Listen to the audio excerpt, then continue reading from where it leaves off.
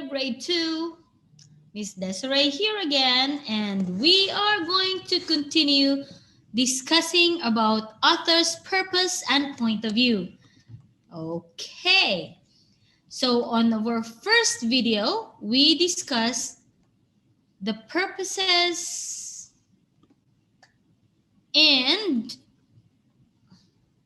samples of written texts, and we tried to understand and recognize the point of view of each written text. Now, I would like to remind you again what and how and why authors are writing something. Every time an author writes, he or she has a point of view. You could also think of it as a reason for writing. Understanding the author's point of view helps you comprehend on what you are reading. There are questions you can ask yourself to figure out why the author wrote the text. So, when we read something, the author's purpose is for us to understand about what he's trying to tell us, right? And when you say comprehend, it is the understanding of what you are reading. That's why authors would choose words that can make the reader understand what they want to convey. While reading a passage, you should be asking yourself, what was the reason this piece was written? How about you? What have you written lately? And why did you write about it? Is it to share a story? Is it to explain something? Or to convince someone to agree with you? Now, authors have many reasons why they write a piece. Authors write to inform or teach someone about something. Sometimes authors write for others to enjoy his or her piece, and that's to entertain, guys. Often, authors' purpose of writing is to persuade their audience to do or not to do something. Or it might be just to express us or to express his or her feelings. Now, to inform, mostly they are nonfiction stories or nonfiction books. It includes facts, details about places, events, or people. The piece may sound like something you could find in a textbook or an encyclopedia. Do you know what an encyclopedia is? It's a thick book of lots of information. Now, a textbook is what we use in school. But for now, since we are online, those are the books that we are trying to share with you on our online lessons. Then the next purpose is to entertain. Usually, they are fiction books. The author is trying to hold your attention pleasantly or agreeably, often amusing or funny. So to entertain, the purpose to entertain is for the readers to be happy of what they are reading and be amused. But the last time that I had showed you something for entertainment, the author was trying to touch your suspenseful mood. So the article that I read for you was something thrilling or something suspense. Now here, the next purpose is to persuade. When the author wants you to believe in his or her opinion. This is what I had told you last time. Usually, they are nonfiction books. Although facts may be included, the author's opinion is still clear. You can tell if he or she is for or against it. Now, it can also, the author's purpose is to express her feelings about something, his or her feelings about something. So it becomes personal, not intended for outside audience. focused on the author. So example of these are journals, diary, personal poetry, and it can also be blogs, not vlogs, guys. When you say blogs, these are uh, um, something that authors are writing and upload it in the web, but it's not a video. It's more on pictures and texts. Now, fiction is something invented or imagined. We know that already. It's a made up story, just like what we have uh, 2 days ago. A couple of days ago, we talked about Cinderella, right?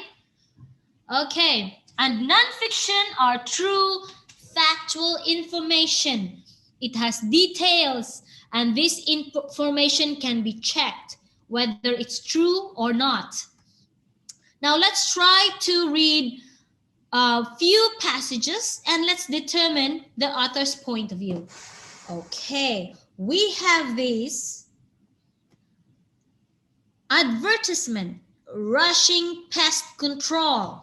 And you will see here a number, and you will see here an email address.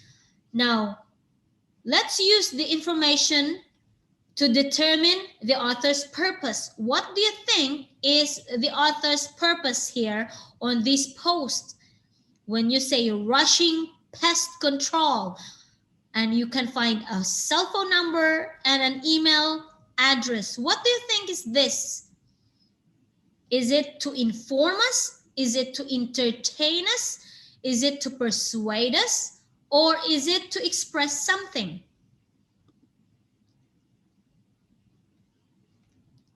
Okay, this is nonfiction, and there are details in this text. So we have the phone number and the email address. So this is to inform the readers that if you need help for pest control, this is a very yucky example, but it's real example. Okay, you need to contact this number and this email address. That's why the purpose of this is to inform. Okay, let's have this one. What is the purpose of this text? What do you do with aluminum cans? Do you throw them in a trash, or do you recycle when you are finished with them? At the rate we are filling our landfills, we will not have anywhere else to put our trash. Okay, it talks about the aluminum cans that we have for soft drinks, for colas, for sodas, and it asks, where do we throw this? Do we throw them in the trash or do we recycle them? Okay, what do you think is the purpose when the author wants you to believe in his or her position? It's usually nonfiction. Although facts may be included, the author's opinion is clear. You can tell if he or she is for or against it. It is to persuade us to recycle our aluminum cans, because let's move back. Let's try to check here. What happened? Let's try to check here. If you are going to read the last sentence, at the rate we are filling our landfills, we will not have anywhere else to put our trash. So what is the author is trying to tell us? It's trying to tell us that we are filling up our land with trash. So we need to recycle. Okay, and this one is another example.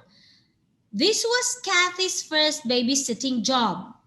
She was so excited, but she was really nervous. Kathy knew this was a lot of responsibility, but she thought she was ready. But as soon as Matthew's parents left, He fell and hit his chin on the coffee table. Uh-oh. Okay. Now this talks about a girl or a lady who's first time to babysit. Now, the author is trying to entertain us because it shows the characters' feelings and what happened to the baby right after the parents left the house. So it's trying to entertain, it gives us, holds to our attention pleasantly or agreeably. And that's all for this lesson today. We will have more examples and we will talk about more of these next literacy time. And for now, Masalama, I would like to wish you all a happy weekend and I'll see you all on Sunday.